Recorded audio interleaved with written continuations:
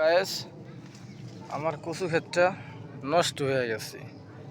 খেয়ে মনে হইতেছে বয়স হয়ে গেছে, আগাছা হয়ে গেছে, কিন্তু কচু তো তেমন একটা নতি ছাড়তেছে না, নতিগুলা মোটা হইতেছে না।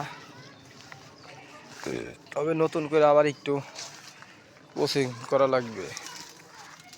কিছু কীটনাশক, কিছু সার দ্রব্য প্রয়োগ করলে পারে সব কিছু ক্লিয়ার হয়ে যাবে ইনশাল্লাহ। আজ কদিন ধরে বৃষ্টি নাই, তবে কচু ক্ষেতের চেহারাটা ঘুরে যাবে না আস্তে ধীরে। ক্ষেতটার আগাছাটা দমন করতে হবে আগে। এই কচু গাছের আগাছা দমন করার পরবর্তীতে তারপরে আবার নতুন করে আবার নতি বাইরে দেখতে দেখা যাচ্ছে একেবারে মরা মরা, সেই গাছগুলোকে আবার নতুন করে ঠিক করে আনতে হবে।